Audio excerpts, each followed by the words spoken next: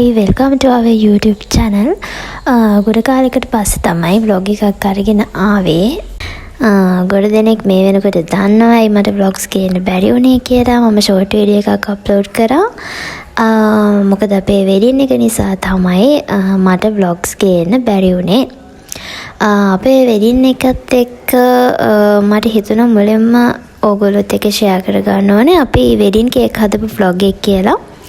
මේක දවස් ගානක vlog එකක් එක දවසකින් කරපු දෙයක් නෙවෙයි මේක මාර මහන්සියක් වෙන්න උනා wedding cake ටික හදාගන්න හිතන තරම් ලේසියක් උනේ නැහැ අක්කා තමයි රෙසිපි එක දන්නේ යා තමයි wedding cake එක හදන දේ දන්නේ මමයි යයි අක්කයි අපි තුන්දෙනා තමයි wedding cake ටික හදලා ඔක්කොම ඉවර වෙනකම්ම මේ වැඩේ කරේ මේ විදිහට චූටි පළතුරු කෑලි කපා ගන්න උනා ගොඩාක් වර්ග දැම්ම අපිට ඕනුනේ wedding cake කෑල්ල තමයි wedding එකේ හොඳටම රසටම දෙන්න ඕමනාව තිබුණා මොකද wedding එකට එන අය ගොඩ දෙනෙක් බලාපොරොත්තු වෙනවානේ wedding cake කෑල්ල ගන්න ඒක රසට තියෙන්න ඕනේ කියලා අපි හිතුවා ඒක නිසා චෙරි කජු ඒ වර්ගවල ඉඳන්ම dry fruits ගෙනාවායේ හැම දෙයක්ම ගෙනල්ලා දාන්න පුළුවන් උපරිම රස ගන්න පුළුවන් උපරිමයටම ගන්න පුළුවන් දේවල් ටික ඔක්කොම දාලා තමයි හැදුවේ.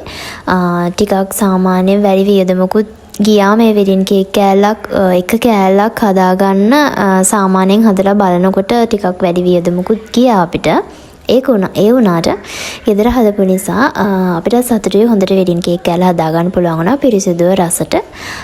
හැමෝටම කන්න දෙන්න පුළුවන් වෙන විදිහට තමයි හදාගන්න ඕනුනේ. මේ තියෙන dry fruits මට මේ සමහර ඒවල නම් කියන්න මට දැන් මතක නැහැ මොකද මේක මම wedding cake ටික හදලා ඉවර වෙලා පස්සේනේ voice කරන්නේ මේ dry fruits උනාට මේවා නිකන් කන්න චුට්ටක් අමාරුයි මොකද ගොඩාක් පැණි රසයි අර හිතන තරම් නිකන් පොඩි කෑල්ලක්වත් කන්න ටිකක් අමාරුයි ගොඩාක් පැණි රසයි පැණි ගතිය වැඩි සමහර ඒවා චූටි කෑලි වලට කැපුවේ ගොඩාක් අමාරුයි මොකද ඒක අතර ගත්ත ගමන් කැඩිලා නිකන් දිය වෙලා යනවා වගේ ඒවා කපා ගන්න සෑහෙන වෙලාවක් ගියා ගොඩාක් මහන්සි වෙන්න උනා මේ පළතුරු කෑලි කපා ගන්න ඒක තමයි මෙතන තිබුණු අමාරුම වැඩේ චූටි කෑලි වලට මේ හැම පළතුරක්ම අපි ගත්ත ඒවා අපිට කපා ගන්න උනා මොකද ලොකු කෑලි දාන්න බෑනේ wedding cake කෑල්ලකට ගොඩාක් පොඩි වැඩ අපි මේ විදිහට අපි තුන් දෙනාම මේක කැපුවා අපි තුන්දෙනාම වැඩ කරනවා නේ ඒක නිසා රෑ වරුවට තමයි මේ හැමදේම කරේ මහ රෑ වෙනකම් මේක කරා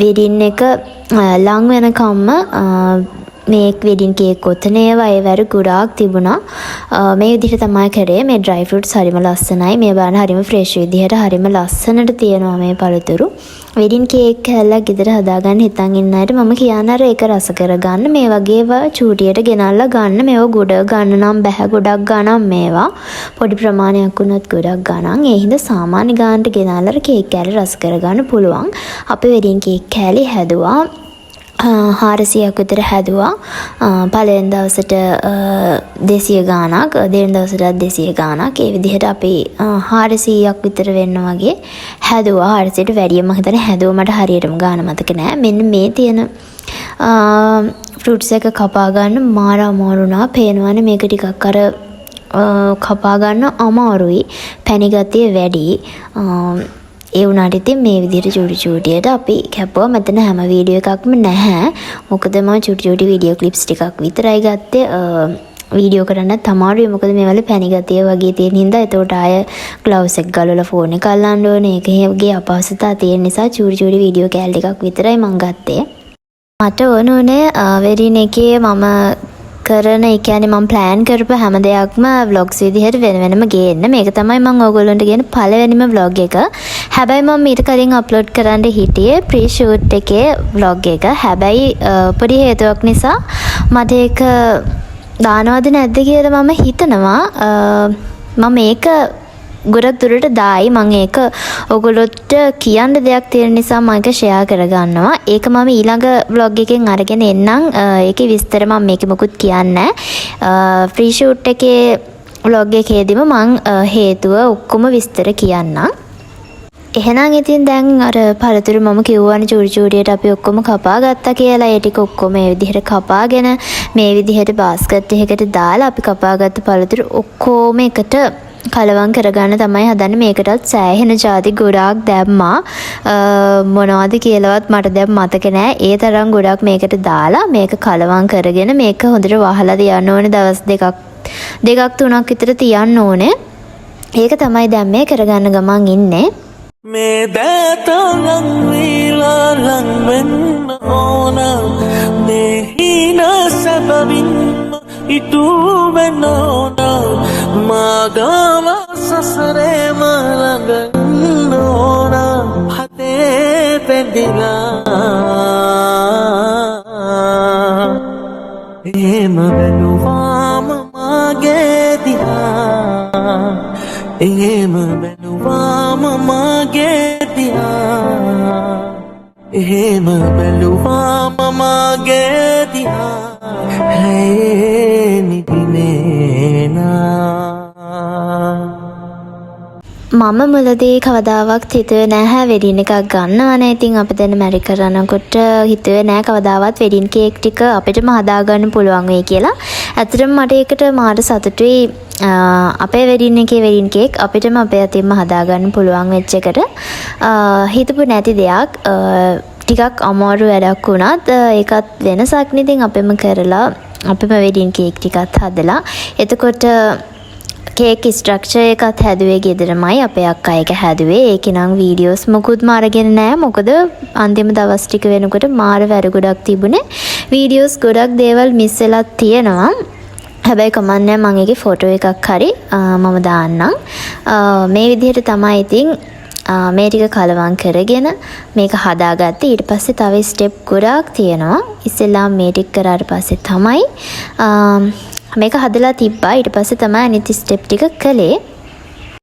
දැන් හදන්නේ වෙඩින් කේක් කැලරිට දාන්න ඕන අයිසින් එක හදාගන්න එක. රුලන් පිටි ටිකක් බැදගෙන ඊට පස්සේ මං හිතන්නේ මේකට බිත්තර බටර් අයිසින් සුගර් මේ ටික තමයි ඕනුනේ. ඒකෙන් තමයි අයිසින් එක හදාගන්නේ. ඉස්සෙල්ලාම මේ විදිහට කහ මද ටික වෙන් කරගෙන සුදු මද ටික විතරක් අරගෙන බීට් කරගන්න ඕනේ. බීට් කරගත්තට පස්සේ මේ ටික ඔක්කොම එකට කලවම් කරලා ඊට පස්සේ අයිසින් එක හදා ගන්නවා. අපි වෙඩින් කේක් කෑල්ලට ඩ්‍රයි ෆෘට්ස් දාපු හින්දා වෙඩින් කේක් කෑල්ල මාර ලස්සනට තිබුණා. චෙරි වර්ග දෙකකින්ම දැම්මා. කොළපාට චෙරි, රතු චෙරි දෙකම දැම්මා. කජු දැම්මා. අපි චෙරි, කොළ චෙරි, රතු චෙරි, කජු තමයි වෙඩින් කේක් කෑල්ල හදලා ඒක උඩට දැම්මා. ඒ විදිහට ඩ්‍රයි ෆෘට්ස් දාලා හදාගත්ත හින්දා මාර රසට තිබුණා වෙඩින් කේක් කෑල්ල. මේ විදිහට ඉතින් අපි බේක් කරගත්තා. මං හිතන්නේ මට 10ක් විතර දාන්න උනා බේක් කරගන්න. මොකද අවර් දෙකයි තිබුණේ. ඒ දෙකෙන්ම දාලා තමයි බේක් කරගත්තේ. ෆස්ට් ඩේ එකේ කේක් බොක්ස් එකකට තමයි අපි වෙඩින් කේක් කෑල්ල දැම්මේ. හෝම් කමින් එකට අපි අර ලස්සන රතු පාට කොළ ගෙනාලා රිබන් එකකින් ඔතලා තමයි හදාගත්තේ. මේ තමයි ෆස්ට් ඩේ එකට හදපු කේක් කෑල්ල. මේ විදිහට චෙරි දාලා කජු දාලා ලස්සනට පෙනුමට මේ කේක් කෑල්ල තිබුණා. රසත් තිබුණා ඒ වගේම.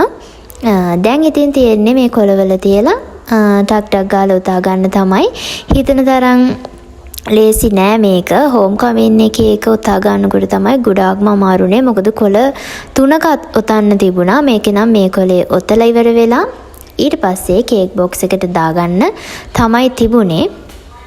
වෙඩින් එකක් ළඟදී ගන්න කෙනෙක් ඉන්නවා නම් වෙඩින් එකක් ප්ලෑන් කරන කෙනෙක් ඉන්නවා නම් මං කියන්නේ වෙඩින් කේක් කෑල්ලක් ගෙදර හදාගන්න පුළුවන්කම තියෙනවා නම් දන්න කෙනෙක් ඉන්නවා නම් ගෙදර හදාන්න. ගෙදර අයට එකතු වෙලා මේක හදාගන්න පුළුවන්. එක්කෙනෙක් දන්නවා වුණාට අනිත් අයට උදව් කරලා මේක හදාගන්න පුළුවන්. එතකොට රසට අපිට ඕන විදිහට ඒ කේක් කෑල්ල හදාගන්න පුළුවන්.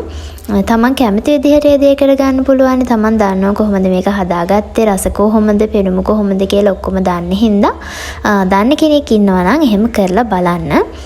මේ තමයි ෆස්ට් ඩේ එකට හදපු කේක් බොක්ස් එක. මේ විදිහට අපි දෙන්නගේ නම් දෙක දාලා ඩේට් එක දාලා මේ විදිහට තමයි බොක්ස් එක හදාගත්තේ. දැන් ඉතින් මේකට අර ඔතාගත්ත කේක් ටික ඔක්කොම දාලා ඉවර වෙලා පැක් කරලා එක සෙට් එකක් හදලා අයින් කරන්න තමයි මේ හදන්නේ. මට මතක විදිහට සෙට් 25 ගානේ තමයි හදා අපි අයින් කරගත්තේ. මුලින්ම කෑලි 25ක් ගෙනල්ලා මේ විදිහට ඔතාගෙන කේක් බොක්ස් වලට දාලා අපි අයින් කරගත්තා. එතකොට ගණන් කරගෙනම අයින් කරගන්න ලේසි හින්දා තමයි මේ විදිහට කළේ. ගෙදර එකතු වෙලා ඉතින් මේ වගේ මේ විදිහට වැඩක් කරනකොට ඒක සතුටුයි. මොකද අපේ වෙඩින් එකේ අපිට ඕන විදිහට දේවල් කරගන්න තියෙන එක ගොඩක් හොඳයි වෙන කෙනෙක්ට කියලා එක කරගන්නවට වඩා. ගෙදර හදන්න ඉතින් ගෙදර එක්කෙනෙක් හරි වෙඩින් කේක් හදන්න දැනගන්න ඕනේ. එහෙම ඉතින් හැමෝම දන්නෙත් නැහැනේ. එතකොට වෙඩින් කේක් කෑල්ලක් හදන්න වෙන කෙනෙක්ට බාර දෙනකොට හොඳට හොයලා බලලා යාගේ වෙඩින් කේක් හොඳයිද තව කාගෙන් හරි අහලා බලලා ඒ වගේ හොඳ තැනකට බාර දෙන්න. මොකද වෙඩින් කේක් කෑල්ල හොඳට රසට තියෙන්න ඕනේ කියලා මම හිතනවා. මොකද ගොඩ දෙනෙක් බලාපොරොත්තු වෙනවා වෙඩින් කේක් කෑල්ල කන්න. එතකොට ඒක රසට හොඳට තිබුණාම හොඳයි. වෙඩින් එකක් ගන්න ගොඩාක් සල්ලි වියදම් කරලානේ. ඒක නිසා වෙඩින් කේක් කෑල්ලත් හොඳට හදාගෙන අඩුපාඩුවක් නැතුව දෙන්න පුළුවන් නම් හොඳයි. ඒක හින්දා හොඳ තැනකට බලලා බාර දීලා ඒ වැඩේ කරගන්න. එතකොට ඉතින් ඔක්කොම ලස්සනට පිළිවෙලට තියෙයි. දවස් 3-4කින් හදාගෙන ඉවර වුණාට වෙඩින් කේක් කෑලි ටික ඔතන්නත් දවස් 2-3ක් විතර ගියා. දවස් 7-8ක විතර කාලයක් ගියා මේ වැඩ ටික ඔක්කොම ඉවර කරගන්න. හැමදේම පිළිවෙලට අඩුපාඩුවක් වෙන්නේ නැති විදිහට තමයි මට කරගන්න ඕමනාව තිබුණේ හැම දෙයක්ම. ඒ විදිහටම හරි විදිහට වෙඩින් කේක් ටික හදාගන්න පුළුවන් වුණ එකට සතුටුයි. මම මේ දාන්න තියෙන vlogs ටික ඔක්කොම දැම්මට පස්සේ වීඩියෝ එකක් අරගෙන එන්නම්. මම මේ කේක් බොක්ස් හදාගත්තේ කොහොමද?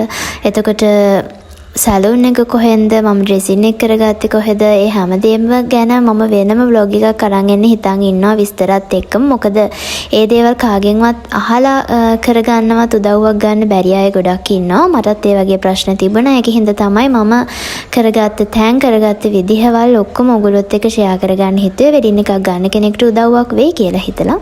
මේ තමයි ෆස්ට් ඩේ එකට හදලා ඉවර කරගත්ත වෙඩින් කේක් ටික ඔක්කොම තියෙනවා මෙතන හදාගත්ත කෑලි 200 ගානම තියෙනවා. ඊට පස්සේ බලමු හෝම් කමින් එකේ වෙඩින් කේක් කෑලි ටික කොහොමද මම ඔතාගෙන පැක් කරගෙන හදාගෙන ඉවර කරගත්තේ කියලා. මේ තමයි හෝම් කමින් එකේ වෙඩින් කේක් කෑලි ටික. මේ වෙනකොට මම මේ ටික ඔතලා ඉවරයි.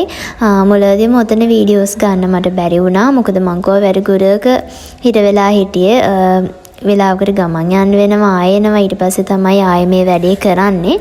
මේ විදිහට කොළ 3ක වෙඩින් කේක් කෑල්ල එතුවා. සුදු පාට කොලේ ඔතලා ඊට පස්සේ ආයෙ මේ රතු පාට චූටි කොලේ ඔතලා ඉවර වෙලා තමයි රිබන් එකකින් ගැට ගහලා වෙඩින් කේක් ටික පැක් කරගත්තේ. මේකට තමයි ගොඩාක්ම වෙලා ගියේ මේක හදාගන්න.